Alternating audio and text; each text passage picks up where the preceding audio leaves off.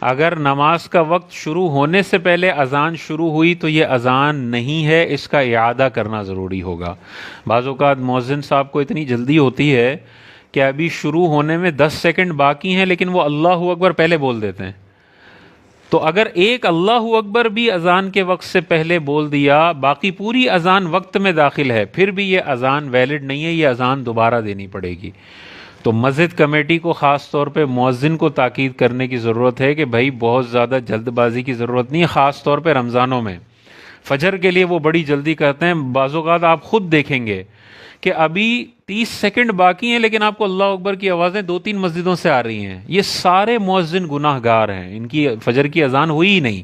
فاسق اگر اذان دیتا ہے تو اس اذان کو دوبارہ دہرانا لازم ہے۔ تو بعض مسجدوں میں آپ نے دیکھا ہوگا گناہ کبیرہ کے اندر ملوث ہوتے ہیں، وہ بھی اذانیں دے رہے ہوتے ہیں۔ تو نہیں، وہ جو گالیاں دے رہا ہے، مختلف قسم کے غلط کام کر رہا ہے، وہ مؤذن بننے کی صلاحیت نہیں رکھتا۔ مؤذن بڑا اعلیٰ مرتبہ ہے، وہ ہر کسی فاسق شخص کو نہیں دیا جا سکتا۔ اسی طرح اگر داڑھی نہیں ہے یا ایک مٹھی سے کم ہے تو اس کو بھی مؤذن نہیں بنایا جا سکتا۔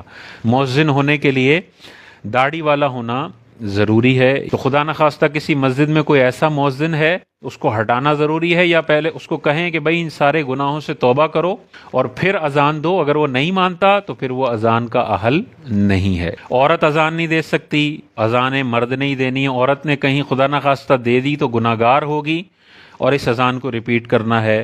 فاسق نے اذان دے دی تو ریپیٹ کرنا ہے۔ کسی نشئی نے اذان دے دی تو ریپیٹ کرنا ہے۔ نا سمجھ بچہ جو اذان دیتا ہے وہ ویلڈ نہیں ہے۔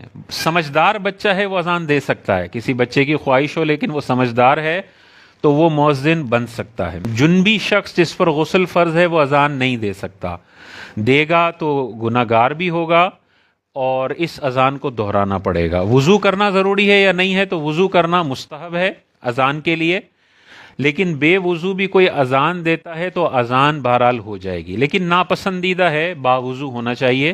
لیکن بے وضو نے اذان دے دی تو اذان کو ریپیٹ کرنا ضروری نہیں ہے۔ بیٹھ کر اذان دی تو ریپیٹ کرنا پڑے گا۔ تو کوئی معذور شخص ہے جو کھڑا نہیں رہ سکتا، وہ مؤذن نہیں بن سکتا، کیونکہ وہ بیٹھ کر اذان دے گا۔ بیٹھ کر اذان دینے کی اجازت نہیں ہے، کھڑا رہ کر اذان دینی ہوگی اور قبلہ روح اذان دینی ہوگی۔ اگر قبلے سے ہٹ کے اذان دے دی تو اس اذان کو ریپیٹ کرنا ضروری ہے۔ اذان کے کلمات کے درمیان تھوڑا تھوڑا وقفہ کرنا یہ بھی مستحب ہے، سنت مبارکہ ہے۔ اتنی تیزی سے اذان دینا کہ جواب دینے والوں کو جواب کا ٹائم ہی نہ ملے، یہ مکروہ ہے۔ بعض مسجدوں میں ہوتا ہے ابھی اذان شروع ہوئی اور ختم ہو گئی، اللہ اکبر، ابھی بندہ جواب دینا شروع ہی کرتا ہے کہ نیکسٹ جملہ آ جاتا ہے، یہ مکروہ ہے۔ اتنا گیپ کم از کم کرنا چاہیے کہ سننے والے جواب دے لیں۔